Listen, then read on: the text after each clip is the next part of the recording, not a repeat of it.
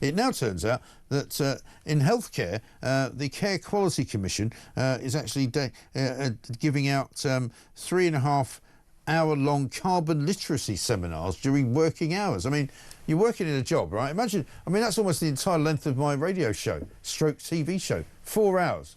You could be sitting here listening to a carbon literacy seminar. I can't imagine what that would be like. Harry, very good morning to you. Morning. Carbon literacy, I'm not even quite sure what that means. What do you think it means?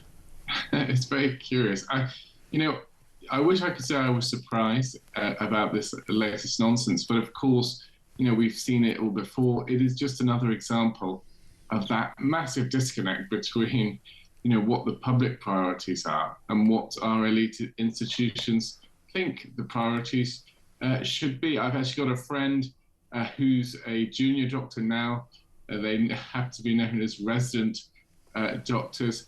And he tells me that they've been doing climate classes as part of their doctor training. This is extraordinary. This is nothing to do with actually what they should be focusing on, particularly in the healthcare sector, which we're constantly told doesn't have enough money and it needs more money to pay doctors more, to pay nurses more, and to buy more equipment. And yet they're somehow finding the funds to do climate change lessons for doctors and full care professionals. This is an utterly obscene waste of resources. And it just speaks to a governing class that is completely out of touch with the priorities, is completely wasteful in its spending.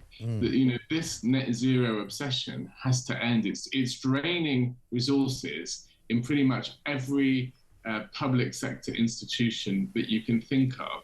It seems to have these absurd climate, this, that, and the other. Absolutely right. I mean, apparently, if you go to this seminar, you will get a carbon literacy certification, but you don't get it for doing anything. You just get it for turning up. According to an internal memo, a carbon literacy certification can help us all make a tangible difference. The workshops will help you understand the science and impacts of climate change, recognise which actions have the biggest carbon savings, find out how to independently outline and deliver at least 2 meaningful carbon reduction actions, keeping you accountable long after the workshop ends. I mean, it's like chasing some kind of imaginary wasp and never catching it, isn't it? Well, I certainly hope they're treasuring their certificates, but I think their patients, people who are patients within the NHS, will not be very grateful if decisions are taken around their care that is focusing on climate change rather than what's best for their healthcare outcomes.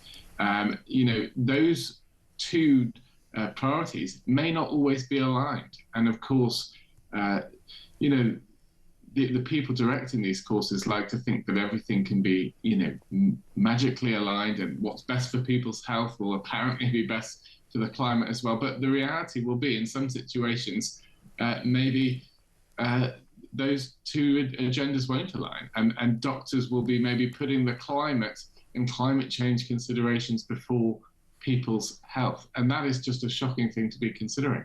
It really is. And I mean, the trouble is, what we know is that a lot of these public sector bodies are riddled with this kind of nonsense, aren't they? So I mean, you can imagine every single NHS trust will have this kind of thing going on. This happens to be the Care Commission, but every civil servant will be offered this kind of thing. Every single department of state will have this kind of rubbish going on, and probably lots and lots of universities and schools as well.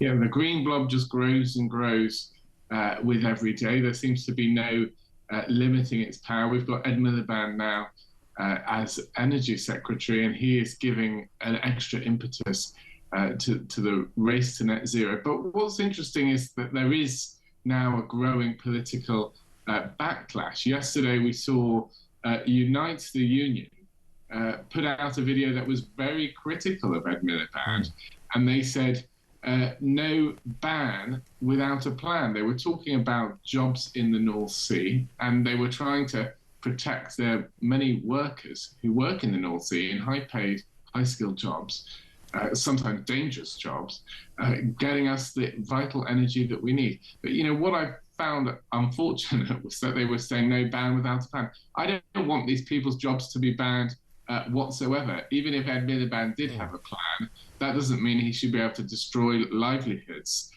in the North Sea. But I mean, I think this is a first step in the right direction from the unions. They can see that people's jobs are being lost, the green jobs that are promised aren't materializing, and if they are, they're in smaller numbers in lower paid areas. So I think, you know, this is a sign amongst others that people are waking up to the disaster that is net zero, and will hopefully see a change eventually. But it's going to take a lot more frustration from people like you and me. It's going to take, you know, a big political coalition to actually realize that energy abundance is what we should be going for, not this kind of miserablest net zero approach. Which is all about trying to control everything that people consume. You know, a thriving society needs to be consuming more energy, and that can be green, but it has to be cheap and abundant and reliable. First of all, I think if Ed Miliband focused on those objectives, you know, he might actually find some improvements in terms of the climate, because you would have, you know, other areas like heating and transport decarbonized if electricity was cheaper.